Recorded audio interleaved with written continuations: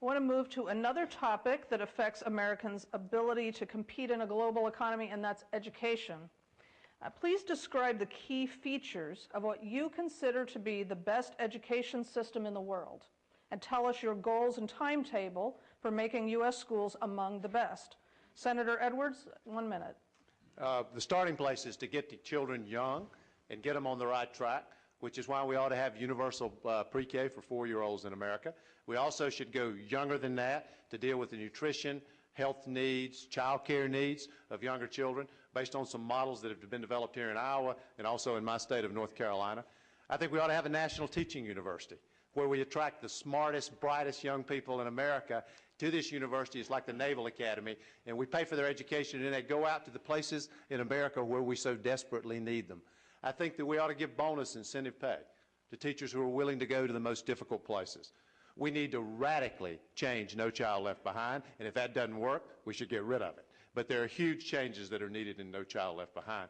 And we need second chance schools, because in so many places in America, we still have 2 public school systems. I mean, I would never have been able to do what I've done in this country had I not had a great public school education. It was the foundation for everything that I've done. And what you see in America is you see very wealthy suburban schools that get everything they need, and then poor rural schools, poor inner city schools that are struggling, having an extraordinarily difficult time. I am committed to doing something to create one school system that works for everybody. Thank you. Governor Richardson. Well, I would make education one of the top priorities, if not the top priority, as president.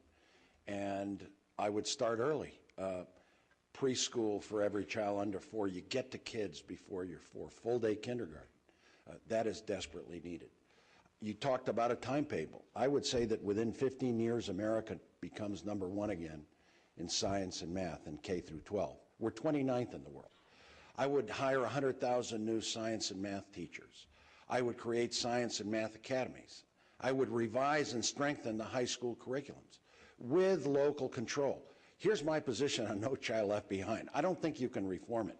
I'd scrap it. It's got to go. It's a burden on schools. It's an unfunded mandate. It hurts all kinds of kids and achievement. What else would I do? I would recognize that the key to our educational system is a good teacher.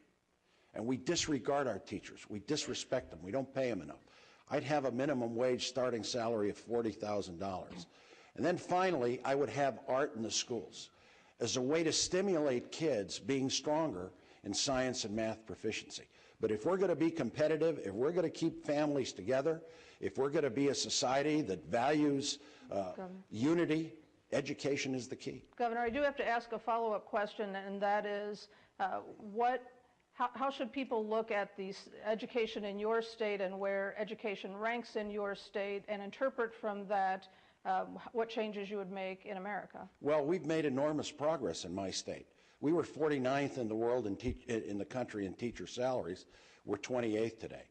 Educational achievement has increased. You know, one of the problems with No Child Left Behind in my state is that we have 11% Native Americans. We have 42% Hispanic, very rural. And so it's very hard for that achievement gap to be narrowed. Teacher training has increased in my school. Teacher performance. Testing is dramatically improved. We've reduced the achievement gap. I have to deal with this issue every day, just like Governor Culver. Thank you. I've dealt directly with some of these issues that affect our country. Thank you. Senator Obama? Well, a lot of good ideas have been mentioned. Early childhood education, that will close the achievement gap that we see, particularly for minority children, because oftentimes they are already behind when they start school. Not just talking about how great teachers are, but giving them more money and more support. Changing No Child Left Behind so that we're not just teaching to a test and crowding out programs like art and music that are so critical. But you asked earlier about sacrifices that I'll ask from the American people. One of the things that I want to do is get parents re-engaged in instilling a sense of excellence in their children. And I've said this all across the country when I talk to parents about education. Government has to fulfill its obligations to fund education. But parents have to do their job too. We've got to turn off the TV set. We've got to put away the video game. And we have to tell our children that education is not a passive activity. It is something that you have to be actively engaged in. If we encourage that kind of attitude and our whole community is reinforcing it, then I have no doubt that we can compete with anybody in the world. Senator Dodd, 30 seconds, please. Well, I've been asked probably 1,000 times, what's the single most important issue? It's not a very fair question, I suppose, given the importance of many issues. But the answer I've given 1,000 times is education. It is the key to everything who we are, not only economically, individually, and collectively, but our system of governance depends upon an educated population. And too often, the accident of birth has determined the quality of your education. I want to underscore what Barack just said. I agree with him totally. We've got to begin with parents. Parents are the first teachers. And too often we have 37 million people living in poverty, and 12 million of those children, they don't ever get the right start. I come from a family of teachers. One of my sisters just retired for 41 years teaching in the inner city of Hartford. It is staggering what's happening to these kids. So it's going to take leadership in the country that talks about this not just occasionally, but every single day, the importance of this underlying question as to who we are as a people. Senator Clinton, you wanted in on that?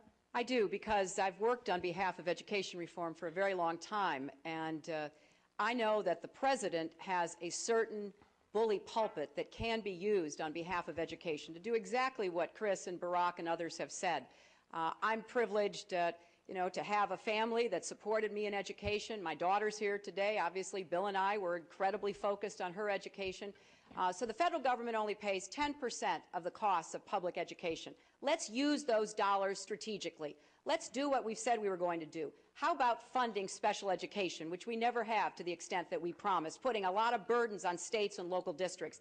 How about fully funding whatever we ask the local communities to do? So I want to have a very holistic view of this, because if you go into a classroom today, it doesn't look like the 21st century in most instances. It looks very familiar to me, who was last in a classroom decades ago. We've got to bring it in to the 21st century, and I will use both the bully pulpit and legislative and executive efforts to do that. Senator Edwards, 30 seconds. Well, I've already talked about education. You asked me about this at the beginning, I think. But what I would add on to that is I think if you think about the period post-high school, post-K through 12, post-early childhood education, there's such enormous work to do to make sure the kids get to go to college, first of all. What I've suggested is that any young person in America who's willing to work when they're in college, we pay for their tuition and books at a state university or community college. And I also want us to think in a bigger way, in a more visionary way, about what we do over the long term to create an infrastructure that allows America's workforce, when they're 30, 35, 40, 45, to continue to be the best educated, most innovative workforce on the planet. This is something America needs. I mistook you for raising your hand again, so that was extra time. Senator Biden? Well, the reason my wife's not here today is she's teaching. She's been teaching, and she teaches full-time, and she has a doctorate in education. And but you don't need a doctorate in education to know there's 4 things everybody out there knows we have to do. Every parent knows it intuitively. Got to start kids at school earlier. You got to put them in smaller classes. The smaller the class, the better the outcome. You got to, in order to do that, you need 100,000 more teachers. But you got to pay teachers in this economy. You have 6 out of 10 kids going into teaching leaving within 5 years because the pay is not competitive. And lastly, you got to provide access to college, and that costs money. And we can easily pay for it. It's about our priorities.